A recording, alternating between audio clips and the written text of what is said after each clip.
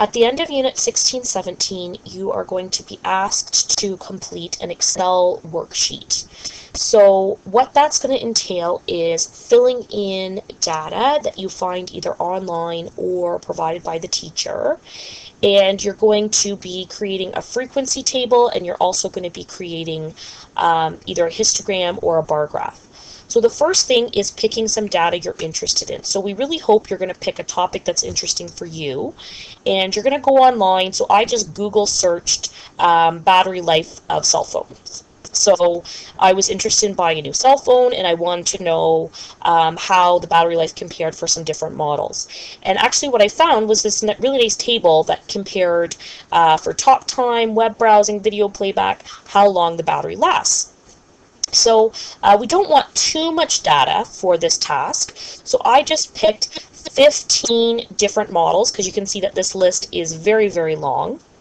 And I actually recorded the talk time battery life and the web browsing battery life, just so I could show you a couple of different things. But you're going to only need to pick one of these columns. So if you were to pick this table, you would use the phone, pick 15 different phones, and you would record the corresponding talk times, for example. So once I've done that, I need to go over to the provided Excel spreadsheet that's going to have the formulas filled in for you. And the first thing that we want you to fill in is your source. So if you did Google search and find a good data table, if you could just provide the URL there, that would be great. The teacher also has a few photocopies of data tables if you're having trouble. You can use those as well. And so you could just list the name of that table.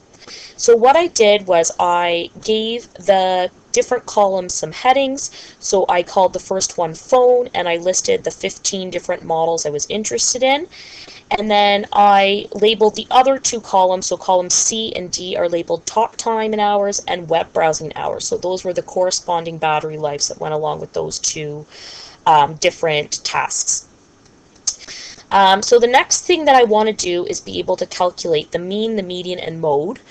So we've done these by hand throughout the unit. So just a quick reminder of the definitions. The mean is obtained by adding up all of the entries. So I would take all of the talk times, so all of these cells, I would add them up and divide by 15, because I've got 15 different entries, and that would give me the mean.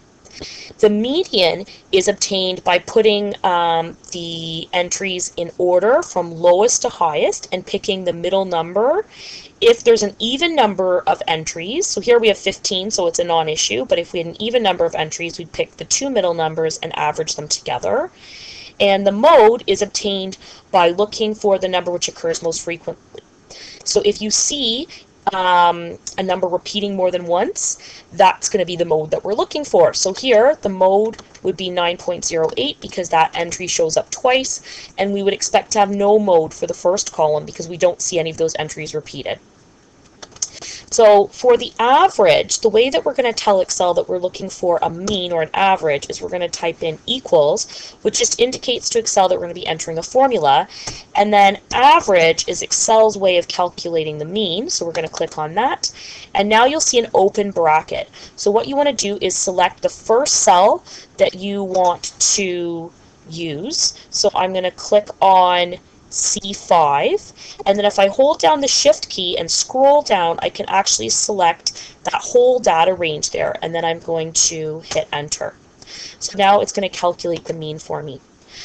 For web browsing, I can actually just copy that formula over, so I'm going to grab the corner like that and drag it over, and that's going to change the average from C5 to C19 to D5 to D19. So that gives me the average for that column. For the median, I'm going to again hit equals because that's going to indicate I'm entering a formula. I'm going to start typing in MED, should bring up median, and then it will have an open bracket to indicate I have to enter now my data range. So I'm going to select all of these cells, so I can hold down shift and scroll down and then hit enter. And that's going to give me the middle entry, and I can drag that over next door to the web browsing column. And then the mode I'm going to again type in equals to indicate I'm entering a formula. And when I type in mode, actually a few options come up. I want to pick mode.sngl. And I'm going to highlight the entries again that I'm interested in finding the mode for, so that first column, and hit enter. And it doesn't give a mode. We shouldn't be surprised by that because we said there was no repetition in the entries.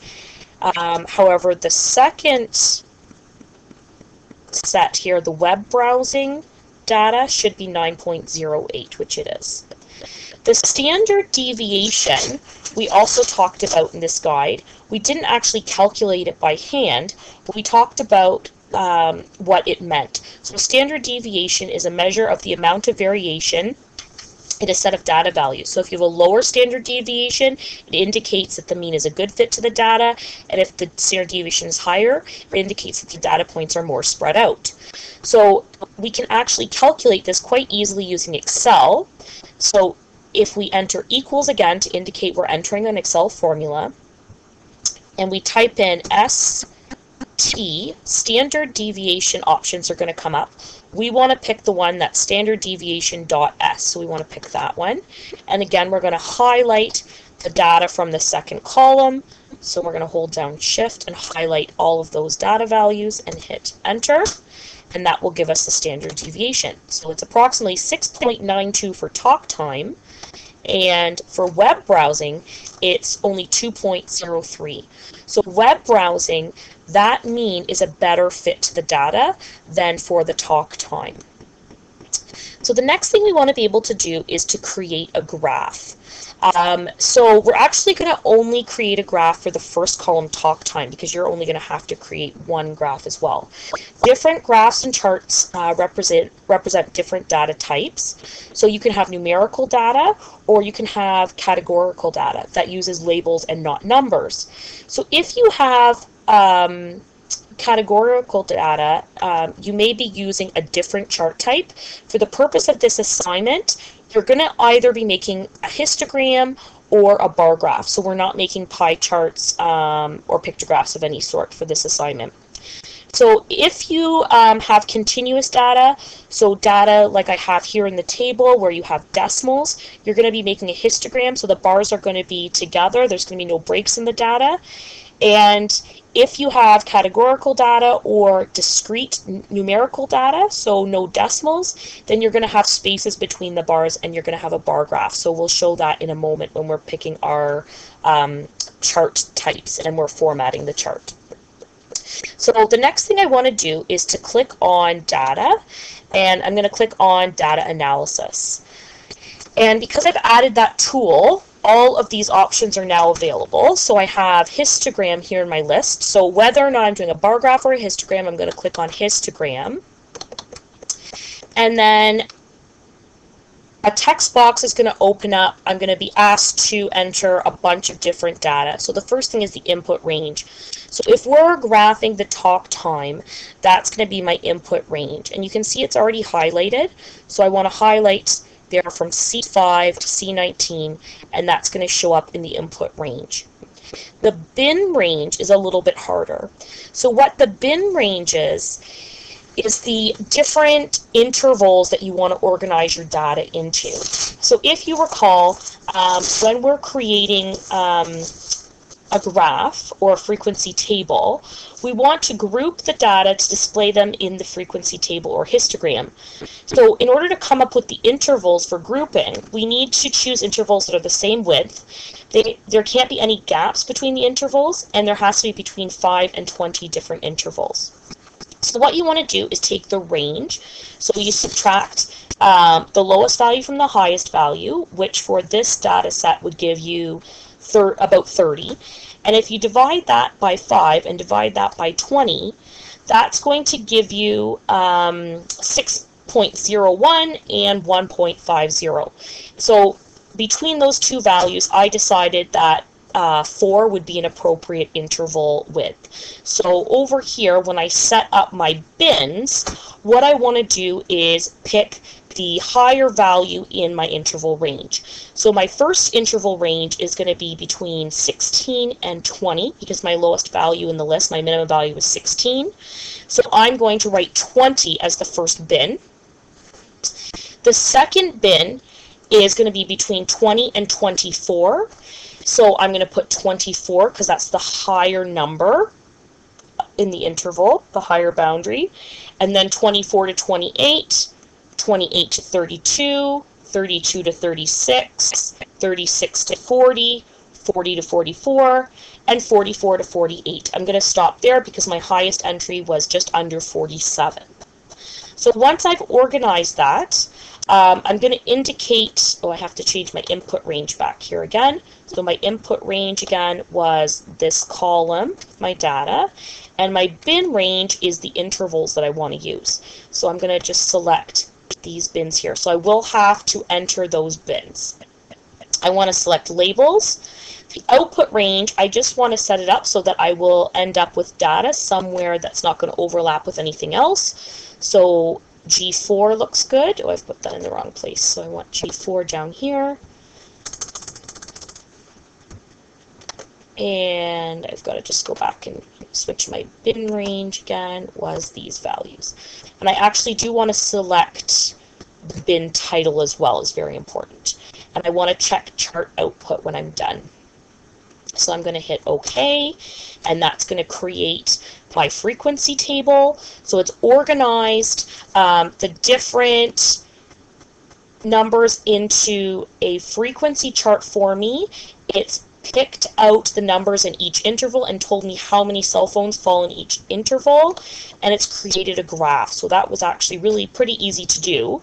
I need to go back and do some relabeling and change my graph. Right now the histogram is actually a bar graph, but we said that our data is continuous. We want to change that by right-clicking on the bars, click Format Data Series, and we want there to be no gap between the data bars. So there we go. And we also need to remove the legend, so take out the frequency. We can hit delete, and we're going to relabel our table. So we can click on the label, and we'll give it a more appropriate name.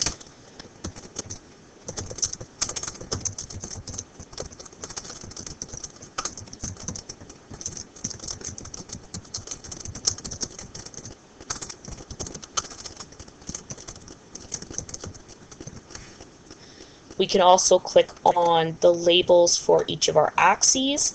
So at the bottom, that was the length of battery life.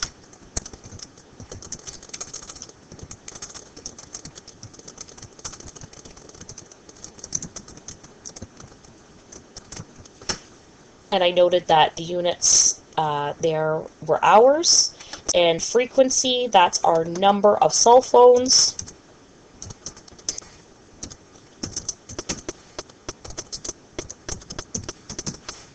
So now that's a little bit more descriptive, and we've got proper labels on there on our axes. And then we can also change our table, our frequency table. So this was our length of battery life.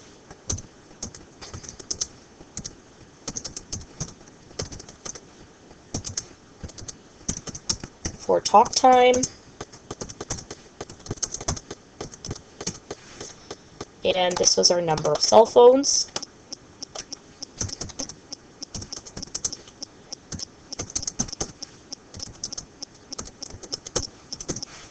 I also don't like how these bins are set up, so I like to actually write down what the range is, not just the upper boundary for that range. So for the interval, I'd like to change this to 16 to 20, and you'll notice it'll make the appropriate changes below as well. So that's 20 to 24, 24 to 28. It's just relabeling it so the intervals look the same as when we made them by hand.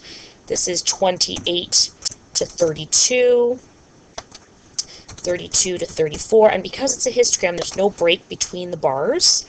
There should be, 32 to 36, 36 to 40, 40 to 44, and 44 to 48.